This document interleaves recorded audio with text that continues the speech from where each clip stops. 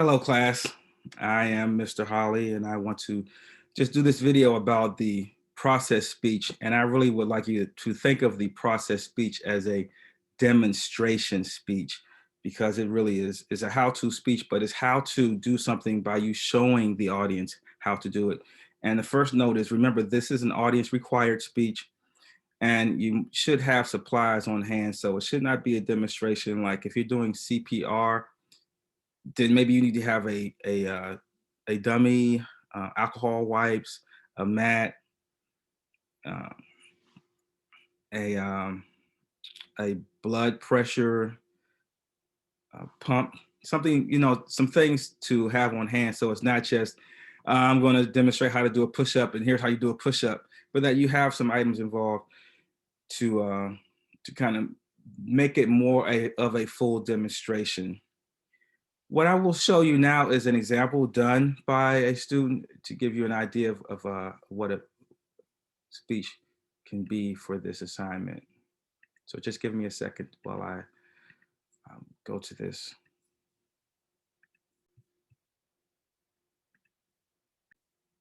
Here we go. I hope there's no pre-commercials before the speech.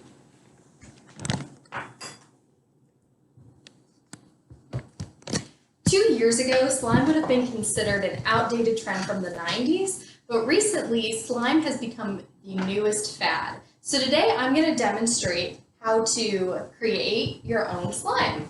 I've made over 7 different types of slime, and I feel that this method is the most efficient.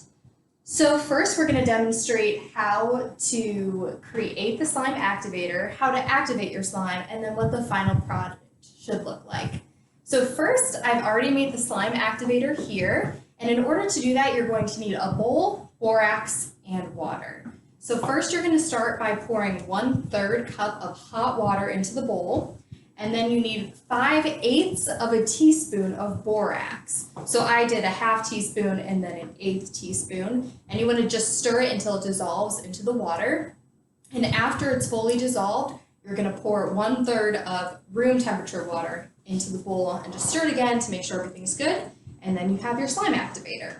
So now we need to actually activate the slime. And in order to do that, you need your glue. For this recipe, it's about 4 to 5 ounces, and just pour it into a separate bowl. And at this point, you can add food coloring, gems, glitter, whatever you want to make it unique. So I'm going to use some purple glitter glue and just pour a generous amount in there. And then you need 1 tablespoon of water to your glue. And you just want to kind of mix that together very slowly. You don't want to go too fast, and it'll cause bubbles to form in your slime. So if you just want to mix your glitter glue around with the water very gently, just to kind of spread the color around. And once you have that relatively well stirred, we can add our activator. So you're going to start by adding 2 tablespoons of the activator into your glue, and you want to just let it sit for 15 to 30 seconds so the glue can really absorb it. And while it's in there, you're going to stir it, but instead of actually whisking it together, you want to kind of fold it in, so go from the outside and fold from underneath. And you're going to be stirring for maybe 20 minutes. So it's kind of a long process, but the slower you go, the better quality and longer lasting your slime will turn out.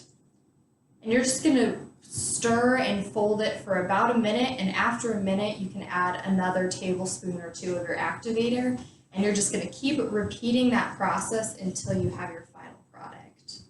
So you know your product is finished when the slime is all one unit and it doesn't stick to the bowl, it doesn't stick to your spoon. You should be able to pick it up and not have any problem with that. It shouldn't stick to your fingers. So it'll look something like this piece right here. And so in conclusion, just make your slime activator, activate your slime, and then enjoy.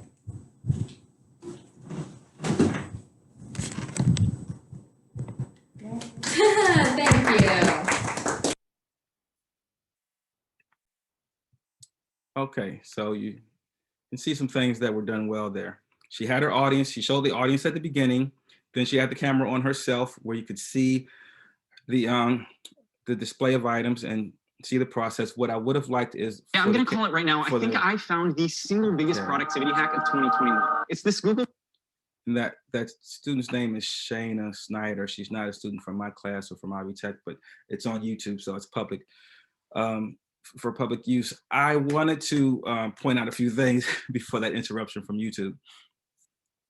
She could have had the camera operator go closer to her once she went into the demonstration so we could see all the items and her doing the process better. But she did have the operator of the camera then show the audience at the end again. And so this was a nice example, I think, of what to do. You don't have to do exactly what she did, but that shows you the format that I would like to see. So choose a topic that requires items or figure out how to have items required for your topic. Some supplies there and see what she did is she listed them and then went into the steps. No animals. I saw in some speeches people had animals walking around or actually held animals.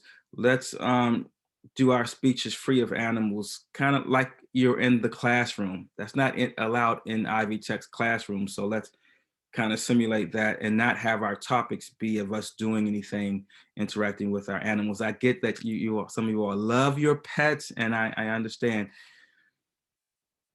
Show yourself doing the process. So pictures do not substitute for the actual process. The only times where I would say pictures make sense is if you're trying to advance some of the steps. If there's more steps than the time allotted for your process, then maybe you could use a picture here and there, but it's not a slideshow informative speech. That's coming up later for the course. Stay within the time limit. Uh, no 15-minute speeches with apologies about it. Stay within the time limit and figure out a way to do that. I think someone has a topic of how to change a tire. I had a student do that before, and what they did is they had part of it kind of done already and spoke to that part of the process, which was the loosening of the bolts on the tire. That was already done for most of the bolts except for one. So then the student just demonstrated how to loosen that one bolt and explained that the others were already loosened for the sake of time. Uh, Less standing still and talking to your audience in this type of speech and more actual doing. Okay. So if you want to put it in a percentage way. If you're having 70% of your speech of you talking about how to do something and 30% is actually doing it, I'd rather it lean more towards more like at least 50% demonstrating, 50% standing and talking. But ideally, even while you're talking about things, you're actually doing the steps. So if you're stirring, mixing, um, unscrewing, lifting, whatever it is, while you're talking about it, that's the preference because it's a demonstration. This is a type of speech. It's a skill we want you to have, and then we'll get into some of the other speeches through this course. If you have any questions, feel free to reach out to me. I really want to do well at getting back to you all so you can be successful in your assignments. Thank you for your time.